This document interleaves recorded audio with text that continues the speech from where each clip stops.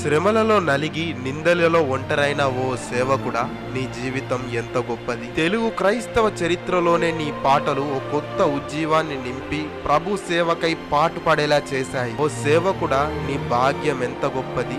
సేవ చేయు నీ బ్రతుకు ధన్యమైనది. బాపన్న గారి పాటలు ఎంతో మంది విశ్వాసులను మరియు సేవకులకు నేటి వరకు వారి ఆధ్యాత్మిక జీవితాలను బలపరచుచున్నవి. అతి చిన్న వయసులోనే మరి అతి తక్కువ సమయంలోనే దేవుడు తన సేవలో అత్యధికంగా బాపన్న గారిని వాడుకున్నాడు. 1991లో తాను 13 ఏళ్ల వయసులో దేవుని సేవ నిమిత్తమై పిలువబడి హోసన్న మినిస్ట్రీస్ చిలుకలగూడ సికింద్రాబాద్ చర్చిలో 3 సంవత్సరాలు పరిచర్య చేశారు. అటు తర్వాత 16 ఏళ్లప్పుడు 8 IFC లైన్ గోదావరి కనిలో పాస్టర్ సురేష్ అయ్య గారితో 2 సంవత్సరాలు పరిచర్య చేశారు. తాను 18 ఏళ్లప్పుడు సూరవరం జీడిమెట్లలో సంఘంను స్థాపించి 3 సంవత్సరాలు ప్రభు పరిచర్యలో అనేక ప్రాంతాలకు సేవను విస్తరింపజేశారు. ఆరోగ్యం క్షీణించినా కూడా సంపూర్ణమైన దైవిక స్వస్థతతో ఉండి ఏ విధమైన మందులు గాని చెకప్లు గాని చేయించుకోవడానికి ఆయన అంగీకరించలేదు. చివరి క్షణం వరకు ప్రభు నందు నిరీక్షణ కలిగి 29 ఏప్రిల్ 2000 సంవత్సరంలో ఆయన 23 ఏళ్ల వయసులో తాను పరిచర్య చేసిన గోదావరి కనిలో సురేష్ అయ్యగారి గారి చర్చిలో ప్రభు నందు నిద్రించారు. బాపన్న గారు పాడిన పాటలు హోసన్న మినిస్ట్రీలో పోరాటం,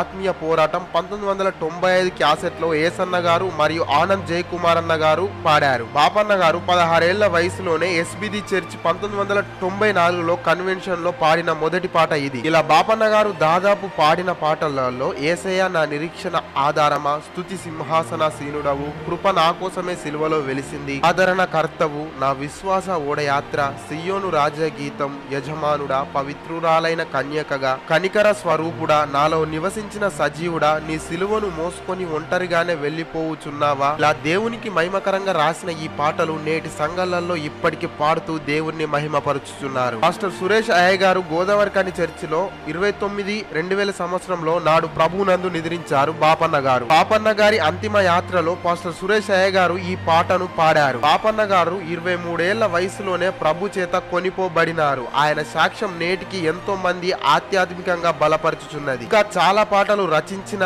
సంఘంలో పాడినారు, అవి ఇంకా లభించలేదు. సేవకుడా, నీ భాగ్యం ఎంత గొప్పది. సేవ చేయు నీ బ్రతుకు ధన్యమైనది.